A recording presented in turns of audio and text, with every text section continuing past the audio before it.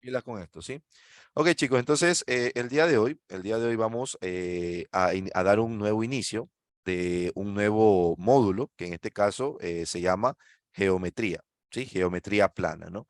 En este caso, la geometría plana, cuéntenme, según lo que ustedes han estudiado en el colegio, ¿qué es la geometría plana? A ver, cuéntenme, ¿cómo ustedes pudieran definir la geometría plana? A ver, ayúdenme con eso, por favor. ¿Cómo ustedes podrían definir a la geometría plana? Ok, trabajamos con figuras en dos dimensiones, correcto, Víctor. ¿Qué más? Dame más, dame más.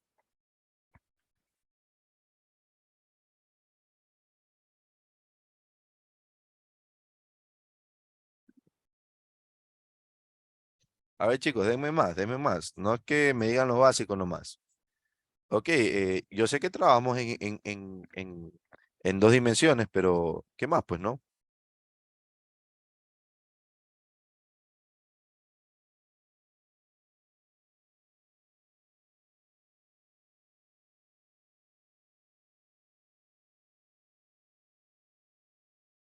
Chicos,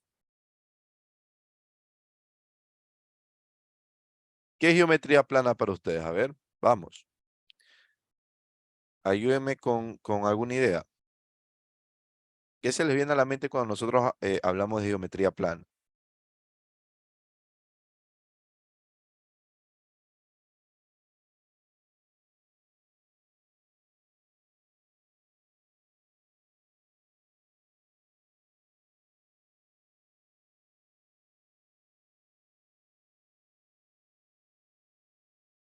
Contiene puntos infinitos y rectas, ya, muy bien.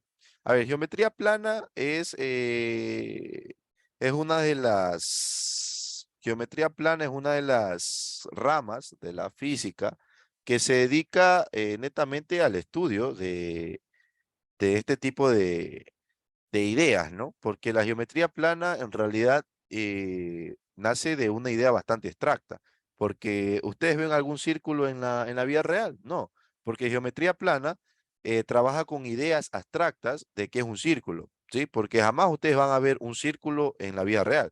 Profesor, pero ¿y qué son las llantas? Las llantas no son círculos, las llantas son, aquí en geometría plana analizamos trazos que están en dos dimensiones, pero lastimosamente nosotros tenemos una percepción de tres dimensiones.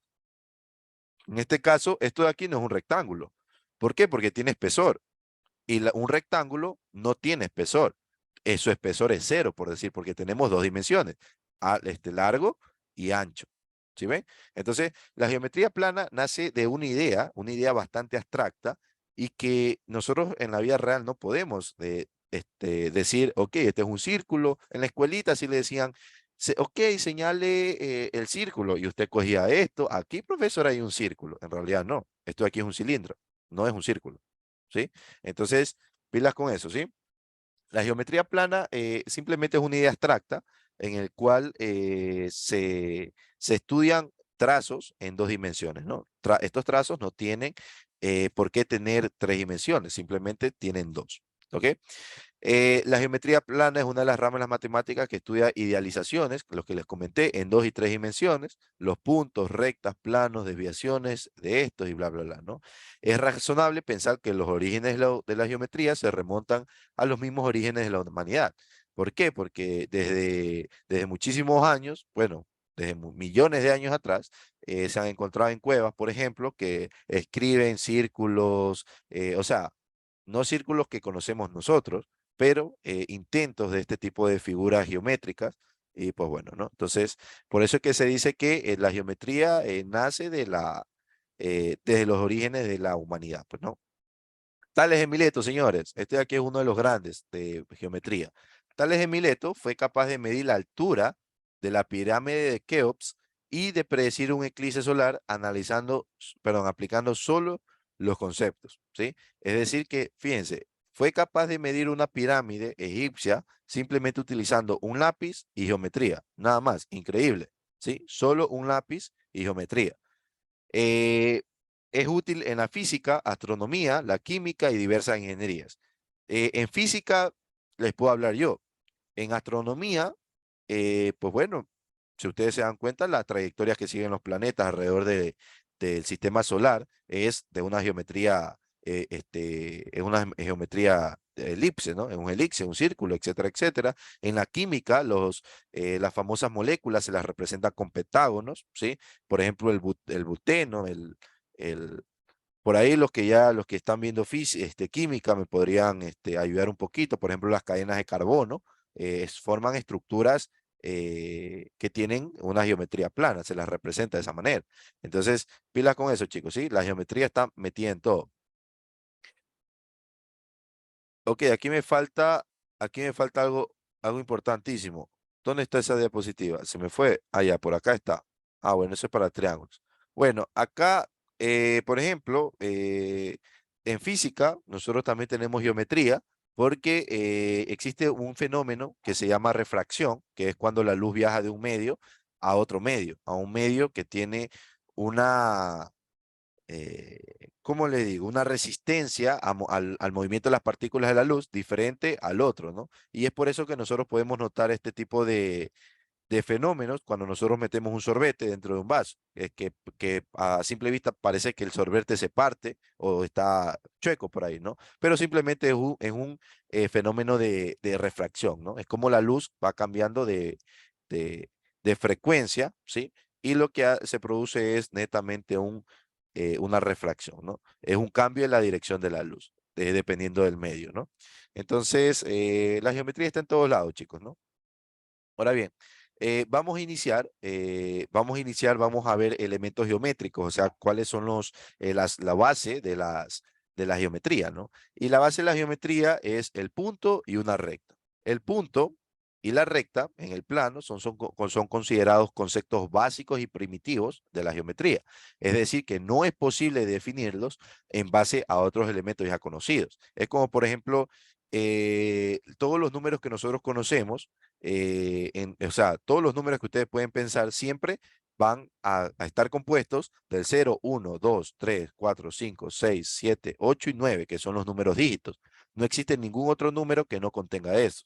Entonces, tú puedes explicar por qué el 6630 tiene esos números, pero no puedes explicar qué es el 6, por ejemplo. Entonces, eso básicamente es. Entonces, nosotros partimos de algo básico, algo que de alguna otra manera no puede ser demostrable, que se conoce como un axioma o sí, partimos de un axioma y se lo considera verdadero y por lo tanto en base a eso vamos a creando nueva información, pues, ¿no? Entonces, el punto y la recta básicamente es eso, ¿no? El punto es uno de los conceptos geométricos fundamentales, suele ser representado sin relación con otra figura, con un círculo pequeño y puede notarse con una letra mayúscula de imprenta, en este caso el punto P, y la recta, en este caso, la recta por otro lado, es la secuencia infinita de puntos, es decir, que yo tengo un punto al lado de otro, un punto al lado de otro, ¿no? Por ejemplo, veamos, para que ustedes para que ustedes vean a qué es lo que me refiero, y esto es importante que ustedes entiendan la diferencia entre un punto y una recta. Por ejemplo, yo pongo, esto de aquí es un punto, ¿no? Pero si yo al lado de ese punto me acerco tanto, ¿verdad? Me acerco tanto, y al lado de ese punto yo coloco otro punto y otro punto. Vamos a ver. Entonces aquí coloco otro punto al ladito, otro punto, otro punto, otro punto. ¿Sí ven? Otro punto, otro punto, otro punto, otro punto, obviamente siguiendo la misma dirección, ¿sí? ¿Sí ven? Entonces, nosotros veríamos una sucesión de puntos, ¿verdad? Pero, ¿qué es lo que va a pasar? Que si nosotros lo miramos desde lejos, nosotros vamos a observar una línea continua. Ya les voy a mostrar, ¿sí? Si, por ejemplo, nosotros vemos desde acá, por ejemplo, perdón, por ejemplo, si nosotros vemos ahí nosotros estamos viendo una recta, ¿sí ven? Ahí. Eso básicamente es el principio de una recta, chicos. Una secuencia de puntos infinitos y así se va prolongando de manera indefinida, ¿no? Entonces, básicamente que una recta no es otra cosa más que un conjunto de puntos que todos van alineados con la misma recta, ¿sí? Básicamente eso es chicos, una recta y un punto, ¿no? Y con esto, con este pequeño concepto de una recta y un punto, se crean conceptos en geometría muy, pero muy avanzados, ¿sí? Y la geometría básicamente nace de un punto y una recta, ¿sí? Continuemos. Ahora bien, ahora, ¿qué es lo que ocurre? Que si yo junto rectas, que ustedes saben que una recta es una sucesión de puntos, entonces si yo, eh, imagínense que yo coloco puntos en todas las direcciones, ¿sí? Por ejemplo, ahora, en vez de colocar puntos, seguir colocando puntos, ahora empiezo a colocar al ladito, uno al lado de otro, ¿sí ven? Entonces ya se va formando ya como una especie de malla, una especie de superficie, pues, ¿no? Obviamente que esto estoy hablando de manera, eh, estos puntos están cercanos, pero muy cercanos. En realidad hablamos de básicamente distancia cero, ¿sí? Entonces, si yo hago ahí, fíjense que se forma como una especie eh, de superficie, pues, ¿no? Entonces, básicamente eso es el concepto de plano, ¿no? Es un subconjunto de rectas, ¿sí? Y suele denotarse con la letra del alfabeto griego, por ejemplo, esta letra griega, ¿sí? Se tiene más de un punto la recta o plano, se sugiere uso de subíndices para diferenciarlo, pues, ¿no? Luego tenemos otros elementos geométricos, tenemos los puntos colineales. Los puntos colineales son aquellos que pertenecen a una misma recta. Tenemos puntos coplanares, que son aquellos puntos que pertenecen al mismo plano. Tenemos semirrecta o rayo, que es básicamente una recta, simplemente que tiene punto de inicio, pero no tiene punto de fin, ¿sí? Inclusive aquí en GeoGebra también es posible definir eh, una semirrecta o rayo que también se le conoce, pues, ¿no? Semirrecto rayo, por ejemplo, ponemos acá y aquí está semirrecta, fíjense, es una recta que tiene inicio, yo sé que inicia en el punto A, pero no sé cuándo termina, ¿sí? Mientras que si yo pongo aquí, por ejemplo, una recta, si yo pongo, por ejemplo, aquí una recta, esta recta no tiene ni inicio ni fin. ¿Sí ve? Siempre va a haber un punto al lado del otro punto. ¿Sí? Mientras que si yo pongo segmento de recta, este sí va a tener un punto de inicio y un punto de fin. Generalmente en geometría se trabaja con segmentos de rectas y no con rectas.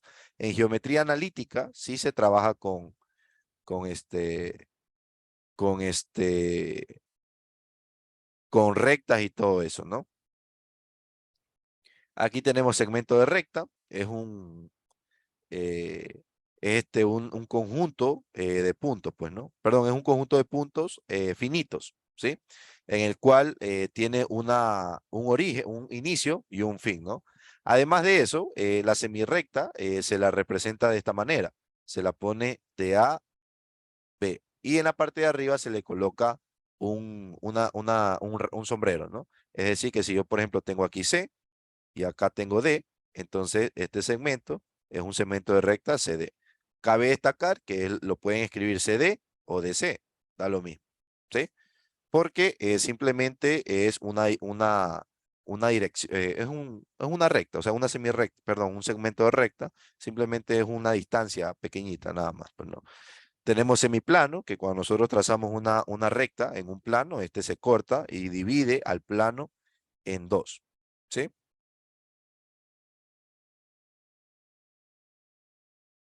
Chicos, ¿hasta aquí alguna pregunta? Hasta aquí, chicos, ¿hay alguna pregunta? ¿Algo que no quede claro?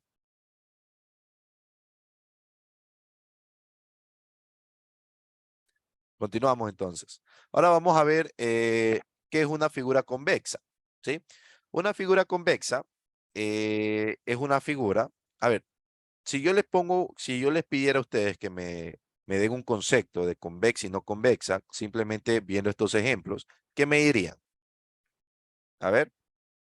¿Qué me dirían si yo les pregunto que me generen, según lo que ustedes observan ahí, un concepto de una figura convexa y una figura que no es convexa? ¿Qué me dirían ustedes? A ver, quisiera que también es también muy importante que ustedes razonen, pues, ¿no? De aquí hay muchos estudiantes de los colegios fiscales y particulares, hay muchos estudiantes que no les gusta razonar y quieren todo comido. A ver, cuéntenme.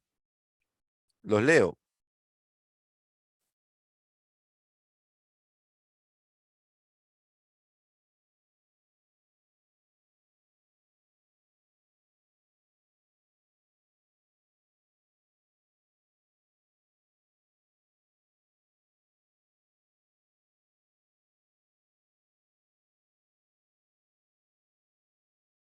A ver, observen bien. Ya saben que si no, si nadie sale de manera democrática, soy dictador, pues, ¿no? Ahí escojo a alguien y le pregunto.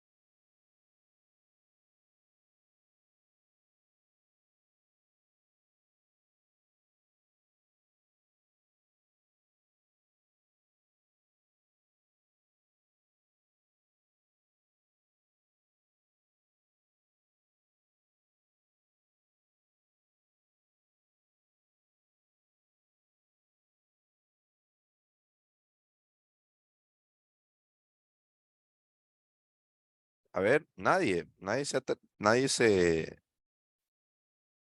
me podría dar un concepto observando simplemente esas dos figuras, que una es convexa y otra es y no convexa.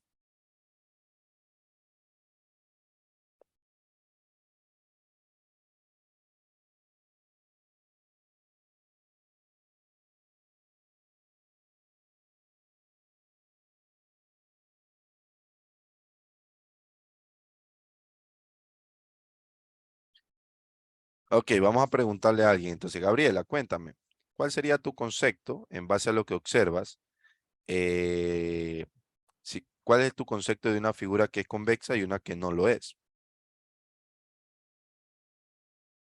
A ver,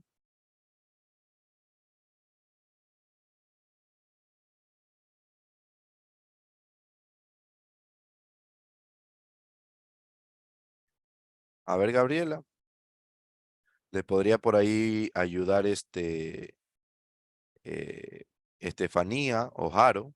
Quizás Iván Carvajal o hasta Jefferson. No, no por último es el menos importante. No porque lo nombra al último es menos importante. Ojo, no. A ver, cuéntenme, chicos, ¿qué podrían indicar ustedes?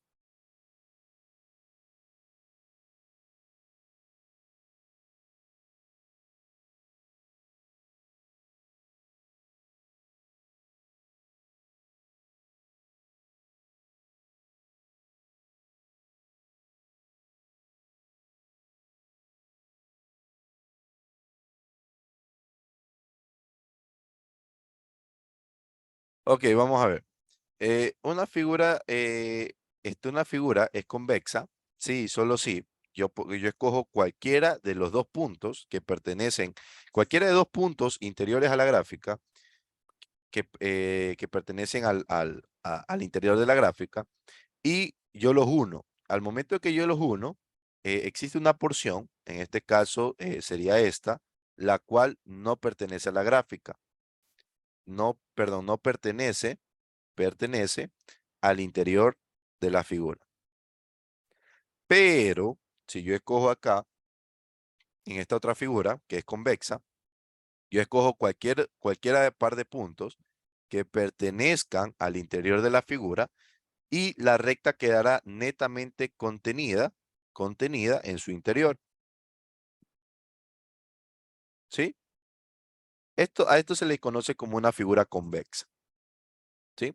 Ahora bien, veamos, si yo dibujo una casita, ¿sí? Una casita. La pregunta es, ¿será o no será convexa esta figura? A ver, cuéntenme.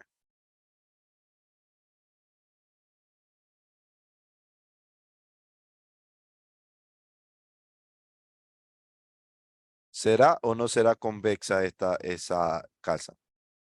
Sí es convexa, ¿no? Sí es convexa porque yo escojo este punto y todo esto, ¿no? La calza está dentro, ¿no? Escojo este punto, entra, ¿sí? Ahora bien, la estrella, ¿será convexa o no será convexa la estrella?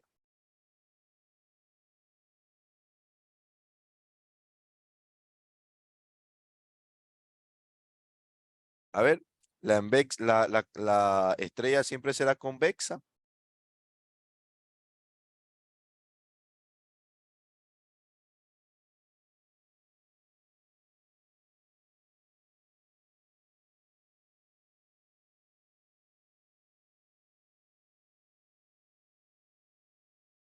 En este caso, no sería convexa, pues no, porque si yo escojo aquí, escojo este punto y escojo este otro punto, obviamente podemos observar que hay una porción de la recta que no pertenece al interior de la figura, pues no. Perfecto.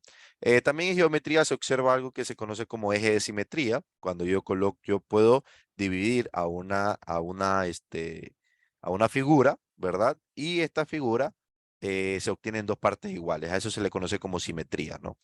Entonces, la autocongruencia de una figura se encuentra estrechamente vinculada con la simetría, ¿no? El cual se produce cuando al trazar una recta, la figura queda dividida en dos partes, ¿no? Tal que una es la reflexión de la otra, es decir, que es el espejo, ¿no? En este caso, estas dos primeras figuras son simétricas, mientras que esta de aquí no es simétrica, ¿sí? Entonces, esto de aquí es el mismo concepto de simetría en que posee una función par, pues, ¿no? Cuando nosotros vimos funciones de variables reales, también vimos funciones que son pares, funciones que son impares, etcétera, etcétera, ¿no? Ahí tenemos, estas aquí son simétricas, chicos. Estas aquí son figuras simétricas. ¿Qué me dicen ustedes? ¿Serán simétricas o no? En este caso no serían simétricas, pues no. Perfecto. Ahora tenemos lo que son rectas en el plano, que son perpendicularidad. Una recta es perpendicular a otra cuando al intersectarse en un punto P, es decir, que aquí nosotros tenemos el punto P, se forma 90 grados, pues, ¿no? ¿Sí ven? Se forma 90 grados. Y se forman los cuatro ángulos congruentes, que en este caso serían 90 grados, ¿sí ven? Aquí se forman cuatro ángulos de cada uno 90 grados, respectivamente, ¿no? Y se lee que L1 es perpendicular a L2 o se la representa de esta forma, con una T invertida, ¿sí? Básicamente se la representaría con una T invertida. Vamos con el siguiente. Las rectas perpendiculares tienen la siguiente propiedad, que si una perdón, si una propiedad, perdón, si una recta es perpendicular a otra, esta es perpendicular a la primera. Esto básicamente es una propiedad simétrica. Quiere decir que si yo digo que L1 es perpendicular a L2, entonces sí o sí eso va a corresponder de que L2 va a ser paralela a L1. ¿Sí? También tenemos que si dos rectas al intersecarse forman ángulos adyacentes congruentes, son perpendiculares. ¿Sí? ¿Esto qué quiere decir? Que si yo trazo dos rectas y estas se intersectan, si este de aquí es 30 grados, perdón, si es 130 grados, el de aquí, ¿cuántos van a ser? A ver, ¿cuántos van a ser este de aquí?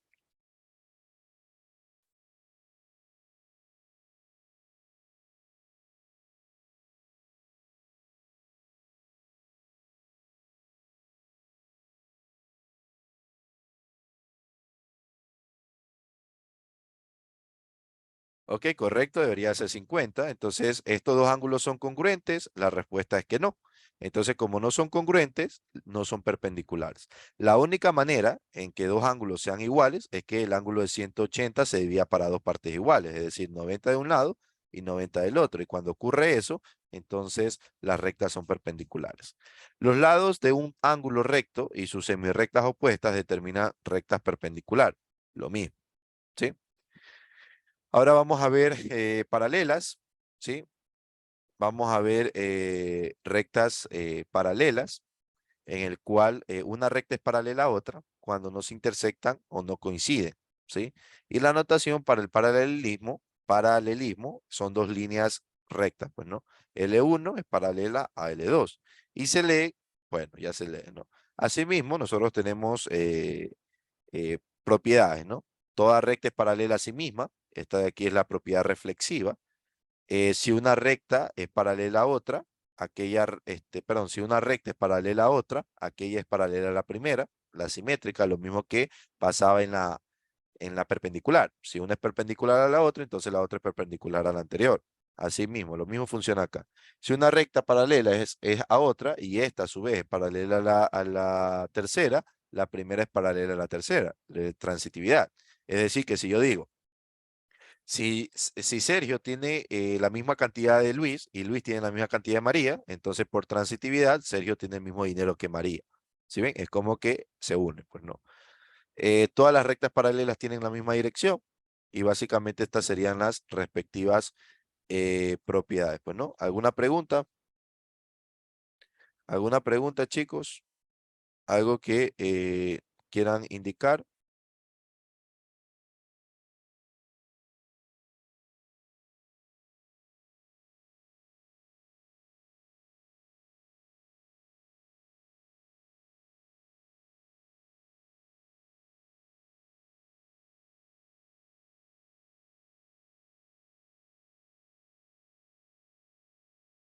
Ok, entonces continuamos. Rectas oblicuas, ¿no? Dos rectas son oblicuas si no son perpendiculares ni paralelas, ¿sí? Básicamente eso es. Si una recta no es ni paralela ni oblicua, ni perpendicular, entonces son oblicuas, ¿no? En este caso, si ustedes pueden observar, no tienen la misma dirección, pero tienen ángulos diferentes, ¿sí? Entonces, básicamente es esto, ¿no? Aquí nosotros tenemos, cuando nosotros intersectamos dos rectas que tienen diferentes direcciones, entonces aquí se me va a formar primero un punto de intersección y con ello se van a formar cuatro ángulos, ¿sí? Aquí tenemos el ángulo alfa, aquí tenemos el ángulo beta, aquí tenemos el ángulo epsilon y aquí tenemos el ángulo tita. ¿Sí ven? Se van a formar cuatro ángulos, siempre se van a formar, ¿no?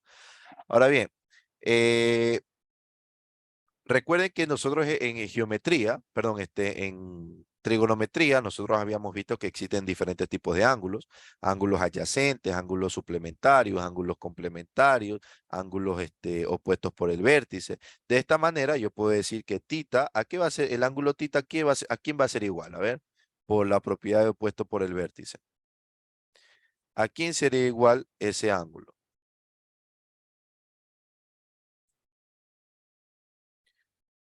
Correcto, debería ser igual a beta, pues, ¿no?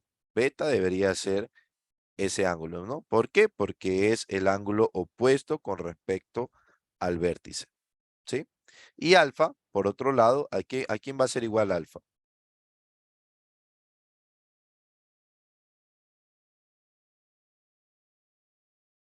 A ver, alfa, ¿a quién va a ser igual?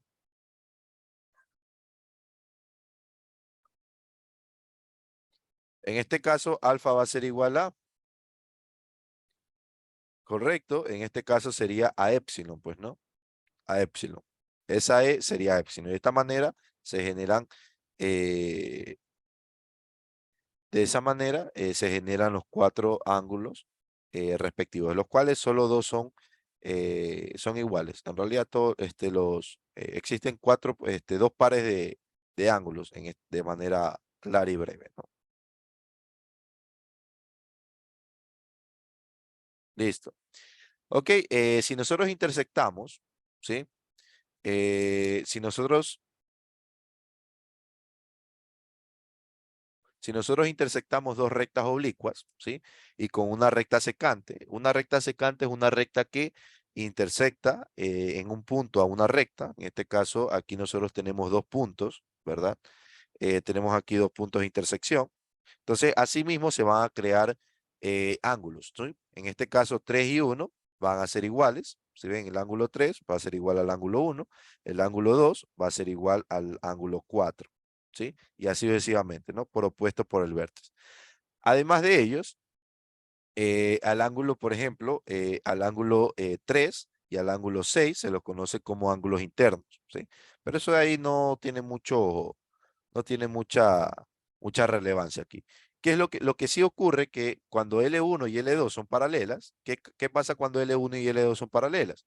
Aquí tenemos este caso, ¿no? En el caso en el que L1 y L2 son intersectadas por una recta secante y además L1 y L2 son paralelas, entonces el ángulo 1, ¿a quién va a ser igual, chicos? El ángulo 1.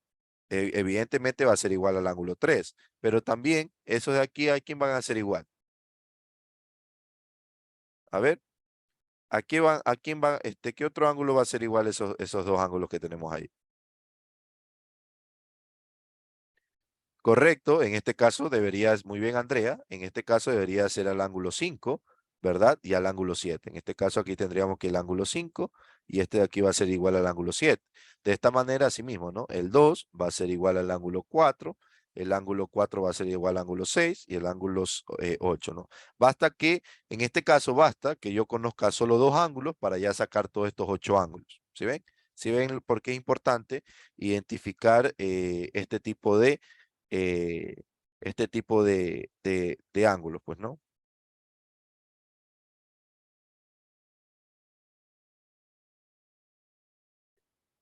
Listo, continuamos. Vamos ahora a ver lo que son polígonos. En el presente texto nos interesa el estudio de los polígonos simples convexos. Ya habíamos visto que es una figura convexa. Ya vimos ya hicimos esa interpretación. ¿Sí ven? Aquí nosotros vimos cuando una figura era convexa o no.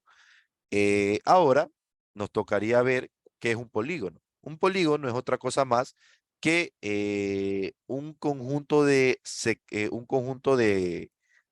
segmentos de recta que siguen un, ¿cómo que les digo? O sea, que forman, o sea, que dividen a un plano en dos partes, una parte exterior y una parte interior. Por ejemplo, si yo hago esto de aquí no es un polígono. ¿Sí? Porque no hay una división en esto, ¿no? No hay una división. Ahora, si yo hago esto, tampoco es un polígono. Pero si yo hago esto, y hago esto, y hago esto, ahí se convierte en un polígono. Porque yo puedo decir que esto es afuera, ¿verdad? Y esto es adentro. ¿Sí? En este caso es un polígono no convexo. ¿Sí? Entonces nosotros vamos a trabajar con polígonos que sean simples y convexos. ¿Sí? Eh, Cada vez que en el posterior, o sea, siempre vamos a trabajar, bueno, aquí no es que siempre vamos a decir polígono simple convexo, no, simplemente nos vamos a referir en hoy en adelante como polígono a una figura que es simple y convexa y que además es un polígono, ¿no? Se sobreentiende esto, ¿no? Los polígonos elementalmente tienen vértices, ¿verdad? Tienen lados, tienen diagonales, ángulos interiores y ángulos exteriores. Una diagonal básicamente es una línea que une a dos vértices no, este, no consecutivos, ¿no? Por ejemplo, puedo formar una diagonal con el punto P2 y P5. Puedo formar una diagonal, el punto 1 y el punto 5. A ver,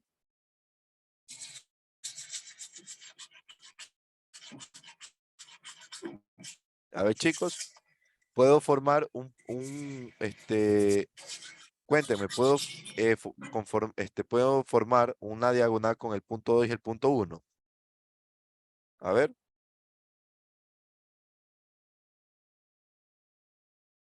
puedo formar una diagonal el punto 2 y el punto 1. No, porque no son consecutivos, ¿no? Entonces, pilas con eso, ¿no? Entonces, ángulos interiores, por ejemplo, este de aquí es un ángulo interior, este de aquí alfa es un ángulo interior, y un ángulo exterior, por otro lado, sería el que se forma, obviamente, al exterior, pues, ¿no? Este de aquí sería un ángulo beta, pues, ¿no? Ahí los polígonos se clasifican según sus lados. El polígono más básico que nosotros tenemos empieza con 3 lados, que en este caso sería el triángulo. Luego tenemos el triángulo, tenemos el cuadrilátero, tenemos el pentágono, el hexágono, el heptágono, octágono, eneágono, decágono, endecágono, a ver, endecágono, dodecágono, pentodecágono, isodecágono. En realidad, hasta el octágono yo he trabajado, pero ahí el resto ya casi no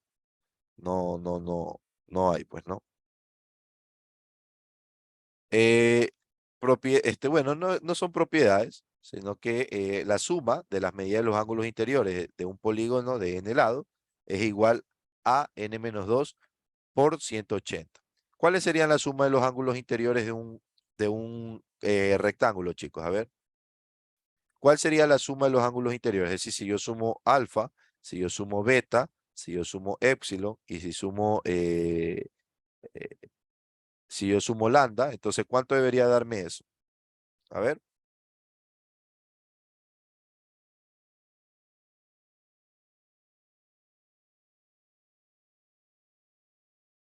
Correcto, sería 360. ¿Por qué 360? Porque tenemos 4 lados. Entonces, esto de aquí me quedaría 4 menos 2 multiplicado por 180. 4 menos 2 es 2 y 2 por 180 es 360.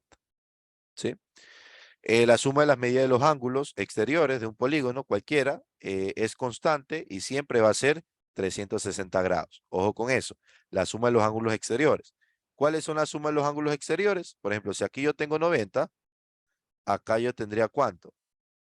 Acá yo tendría 270, ¿verdad? ¿Sí? La suma de las medidas de los ángulos exteriores de un polígono cualquiera es constante. La suma de la medida de los ángulos exteriores de un polígono cualquiera es constante. Esto aquí no entiendo bien. Esto aquí no entiendo bien. La suma de las medidas de los ángulos exteriores de un polígono, no, pues 270 más 270 se me pasa de 360. A ver, déjeme ver. Yo creo que es la suma de las medidas de los ángulos interiores y exteriores de un polígono cualquiera siempre es 360. Y es lógico, ¿no? El número de diagonales que se puede trazar desde un mismo vértice de un polígono de n lados es n-3. En este caso, fíjense, en el rectángulo, ¿cuántas diagonales se podría trazar?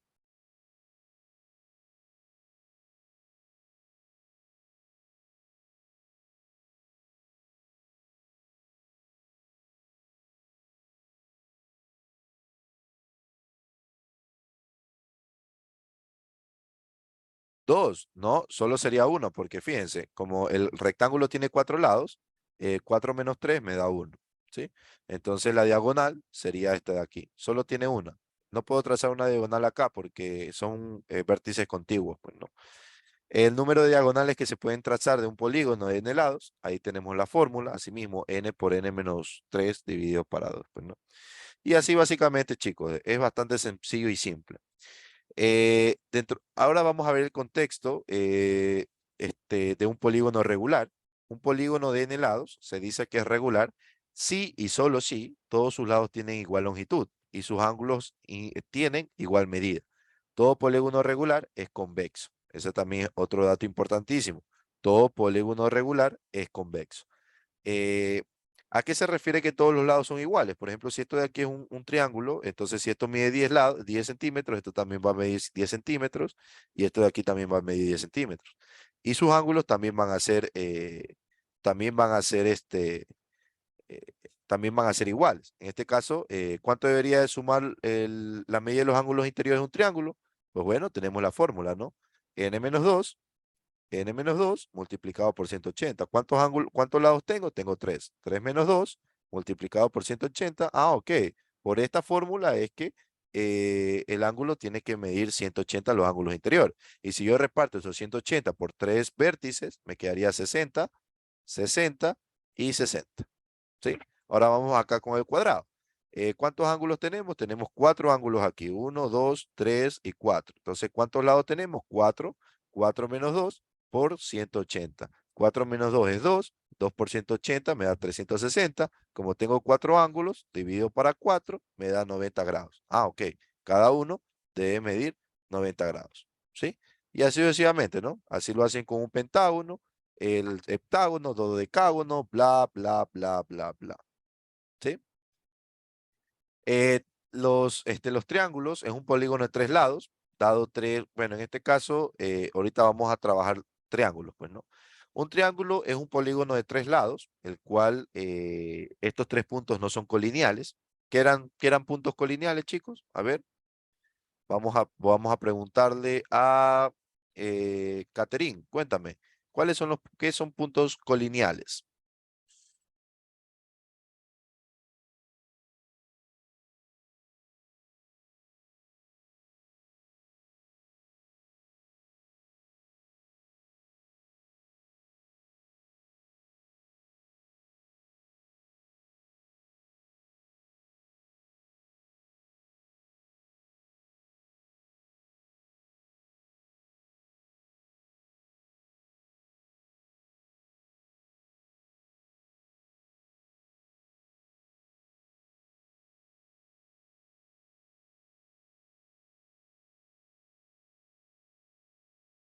A ver,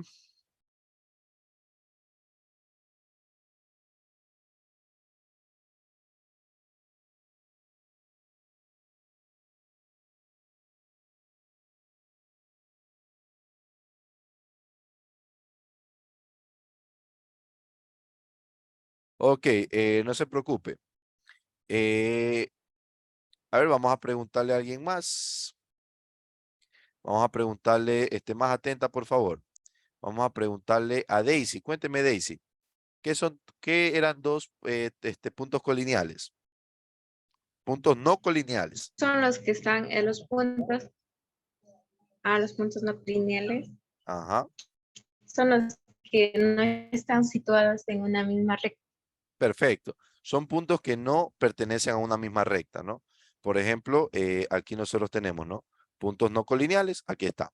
Si puntos colineales son aquellos puntos que se encuentran en una misma recta, entonces puntos no colineales son aquellos puntos que no se encuentran en la misma recta, ¿no? En este caso son tres puntos no colineales y es lógico porque ahí tú tienes tres puntos, ármame un triángulo, no vas a hacer nada.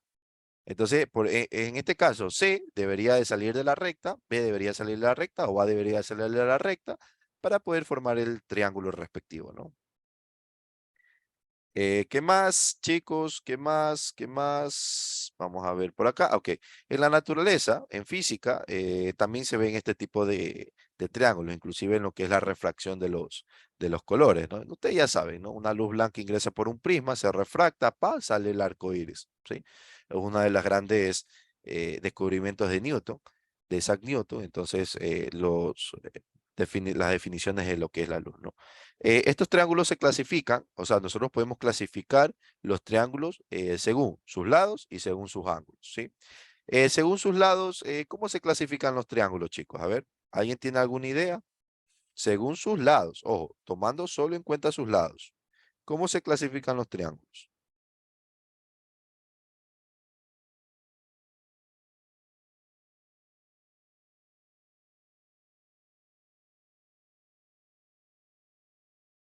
Muy bien, Andrea. Tendríamos isósceles, escaleno. ¿Cuál más?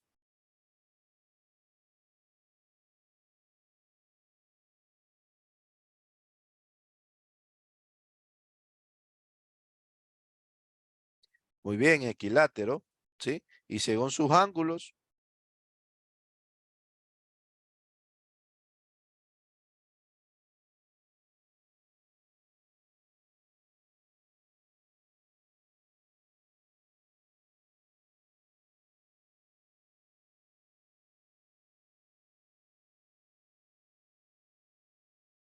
correcto, tendríamos triángulos rectángulos, pero bueno, vamos a ver aquí la clasificación, ¿no? Los triángulos según sus lados, nosotros tenemos triángulos escalenos, triángulos isósceles y triángulos equiláteros, ¿no? Los escalenos es un triángulo que no tiene ninguno de sus lados congruentes, ¿sí? Los isósceles, ¿qué significa congruentes? Iguales. Los isósceles es un triángulo que tiene solo dos de sus lados congruentes, ¿sí? En este caso, para que este triángulo sea escaleno, en este caso B, debería ser diferente de A y debería ser diferente de C. Aquí yo podría escoger uno de estos, por ejemplo, B podría ser igual a A y allá me quedaría un isósceles. Mientras que un equilátero tiene todos sus lados iguales, es decir, que A es igual a B e igual a C, ¿no? En este caso, este de aquí sería un triángulo equilátero, pues, ¿no? Porque tiene todos sus lados iguales. Luego tenemos su clasificación por ángulos, ¿sí? Y este de aquí es una clasificación por sus ángulos interiores. En este caso tenemos equiángulo, que es un triángulo que tiene sus tres ángulos congruentes. Equiángulo de X, o sea, el prefijo equidad, o sea, perdón, el prefijo X, ¿verdad? Representa equidad, pues, ¿no? O sea, igualdad. Entonces, equiángulo es un triángulo que tiene sus tres ángulos congruentes. Un triángulo rectángulo es un triángulo que tiene su ángulo recto y todo. Un acutángulo es un ángulo perdón, un triángulo que tiene sus tres ángulos agudos. ¿Cuáles son los ángulos agudos, chicos? Eso lo vimos.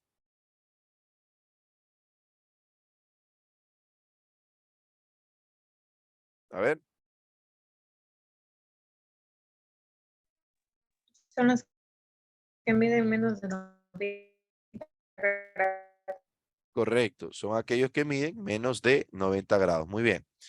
Y los obtusángulos, por otro lado, son los ángulos que eh, tienen un ángulo obtuso, pues, ¿no? ¿Alguna pregunta? Y ahí tenemos los respectivos triángulos, pues, ¿no?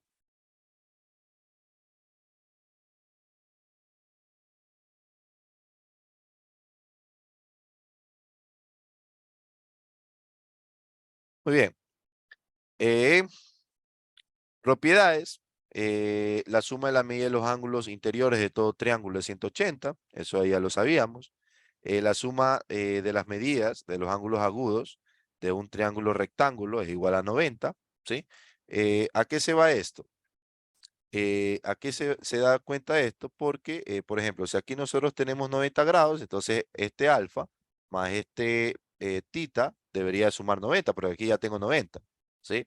Entonces, por eso, como me está diciendo que es un triángulo rectángulo, aquí tengo 90. Entonces, para llegar a los 180, yo necesito tener 90 más, porque 90 más 90 me da 180. Entonces, esos 90 van a estar repartidos entre alfa y tita, pues, ¿no? En este caso, y estos dos van a ser ángulos agudos, porque deberían de ser menor a 90 grados, ¿sí?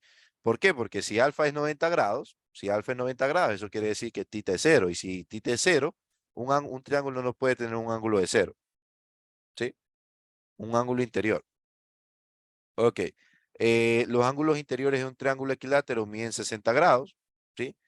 Básicamente, recuerden que un triángulo equilátero es un triángulo equiángulo, ¿sí? Y las medidas son 60 grados, pues, ¿no? En todo triángulo, la medida de un ángulo exterior es mayor que la medida del ángulo interior no adyacente. La suma de las medidas de los ángulos exteriores de cualquier triángulo es igual a la medida de cuatro ángulos rectos, que en este caso sería 360, y pues bueno, es lo que sabíamos, pues, ¿no? Que todo triángulo equiángulo es equilátero y que todo triángulo equilátero también es equiángulo, pues, ¿no? ¿Alguna pregunta? Chicos, ¿alguna pregunta con respecto a estas propiedades? Pues bueno, igual estas diapositivas se las voy a enviar, no se preocupen, y te las voy a subir a la respectiva plataforma, pues, ¿no? Entonces yo creo que hasta ahí, esto de aquí de bisectriz, mediatriz y altura, lo vamos a revisar la siguiente clase, pues, ¿no? Con un poco de ejercicios. Entonces, pero aún así, al finalizar la clase, ustedes ya saben, ¿no? Subo el video en mi canal y les envío las respectivas diapositivas, pues, ¿no? ¿Alguien tiene alguna pregunta, por favor? Chicos, recuerden que esta clase fue netamente teórica, necesitaba fundamentar esta teoría para continuar con los ejercicios, ¿no? ¿Cuáles son los ejercicios que vamos a hacer en la siguiente clase? Por ejemplo, este tipo de ejercicios, miren, encontrar triángulos, perdón, encontrar ángulos, ¿sí ven? Encontrar ángulos utilizando las propiedades que nosotros conocemos, ¿sí ven? Esto de aquí vamos a trabajar, que también les voy a subir en la plataforma, ¿sí ven? Y ya luego nos metemos a los polígonos, pues, ¿no? Y ahí luego vamos a hacer este tipo de ejercicios, lo que son congruencia, eh, Todo eso vamos a ver, ¿no? Entonces, este de aquí va a ser el último capítulo que vamos a ver acerca de matemáticas y corresponde a geometría plana, pues, ¿no? Entonces, pues bien, en geometría, chicos, si ustedes no son, en geometría, si ustedes no son si ustedes no son creativos y tampoco son insistentes en la teoría, no les va a funcionar. Aquí en geometría ustedes deben de ser muy, pero muy creativos, utilizar las herramientas para, eh, para resolver los ejercicios, ¿no? Y tienen que tener bien clara esa teoría. Si no, no van a poder avanzar. Por experiencia propia les digo. Entonces, muchas gracias chicos a los 14 estudiantes que se encuentran aquí. Muchas gracias por su participación. Espero que la clase les haya ayudado, perdón, les haya gustado, que sea de su agrado con la pequeña intervención que tuvimos en la, en la clase, al inicio de la clase. Pues bueno, siempre tomen lo mejor de las personas, ¿no? Lo que ustedes crean que no están de acuerdo, ok, o no estoy de acuerdo en este momento, en otra ocasión quizás lo esté o simplemente respeto tu opinión y se acabó, pues, ¿no? Entonces, siempre chicos yo voy a querer ayudarlos a ustedes, siempre que voy a querer que ustedes saquen la mejor versión de ustedes, ¿sí? Y ese es mi trabajo como profesor y como guía de ustedes, pues, ¿no? Entonces, si alguna vez tienen alguna pregunta, quieren algún consejo de manera profesional, de manera académica, no duden en escribirme. Tienen mi número, siempre lo han tenido. Con confianza, chicos, con confianza y respeto. Profesor, ¿qué opina de esto? Quiero hacer esto, ¿qué me recomienda? Y listo, pues, ¿no? No es que soy, no es que soy el que bestia, que el bruto, el coach, el que te motiva y todo eso, pero desde mi experiencia trato de ayudar con la experiencia que tengo, pues, ¿no? Entonces, pues bueno, eso es, chicos. ¿Alguna pregunta? Para finalizar la clase, ¿tienen alguna pregunta? ¿Algo que no haya quedado claro? ¿Algo que quieran acotar, que quieran indicar?